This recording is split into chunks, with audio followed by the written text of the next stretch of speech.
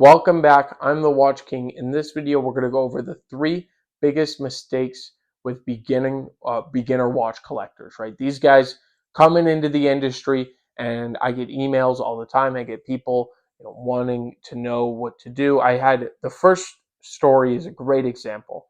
I had a guy contact me. He wanted a 1600 Datejust.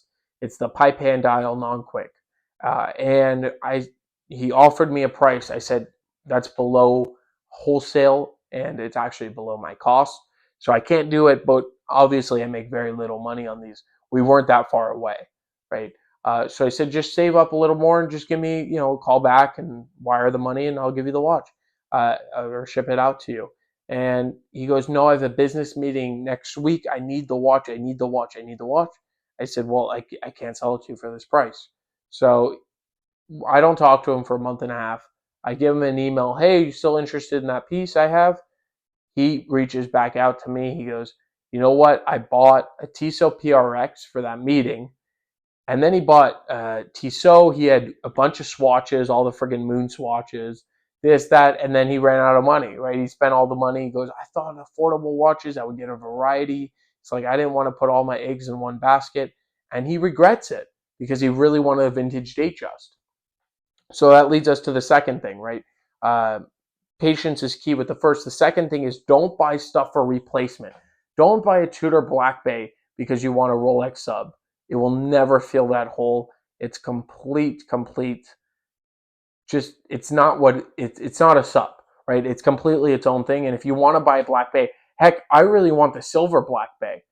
There's a price in mind that I want to pay, but I want that watch. I think it's very cool as a Black Bay for my personal collection, but I don't think of that as a sub, and no one ever should.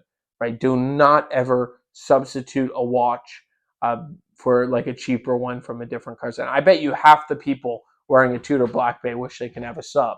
Right? The other half are actual enthusiasts and really wanted it, but the half that wants it probably bought it from an AD hoping to get on the list. So it's completely crazy on that part.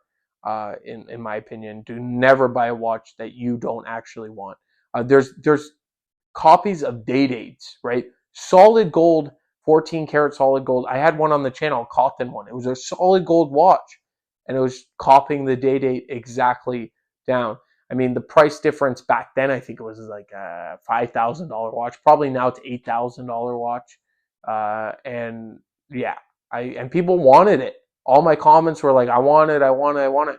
Why aren't you going to pay the extra 6,000, 7,000, get a really nice day date original? And it says Rolex on the dial and is a better movement because, yeah, of course, they cheap out on the movement with the other one. And it's 18 karat instead of, it's a real, like, it's what you want to buy. Just save up a little bit more. And, everybody's in different financial situation, but don't settle for less. The third one is, and the most important, very obvious mistakes, is first of all, you're getting first into watch collecting and first into vintage collecting, and you see an incredible offer, right? Either online or in person. Very rare in person because the jeweler, it's typically online. So you see this great deal, you buy the watch comes in, you didn't read the description carefully, and you obviously know that the watch is beat up. That's why you got a good price. The watch is so heavily over polished, filled with scratches everywhere, right? Scratches all over the case, the bracelet stretched out, just awful. The crystal so scratched and just awful. The movement is running 5 minutes a day. It needs a service. You got to send it to the watchmaker. You got to service it, right? So after you have to add back stainless steel into that watch and they polish it to make it because it's so over polished. He probably paid, I think he paid $7,300 for the vintage sub. He put in, I would say, about another $5,000, right? He didn't tell me the exact price, but he told me certain things like the restoration of the case. He had to buy a new bracelet, which is $2,000. The restoration of the case was another 2 or 25. He told me, and then he had to get it serviced was another $1,000. So yeah, you're right there. So yeah, around $5,000. So you add the 5,000, then it's more expensive than the 1680 I have in excellent condition in my shop, ready, working great, everything about it.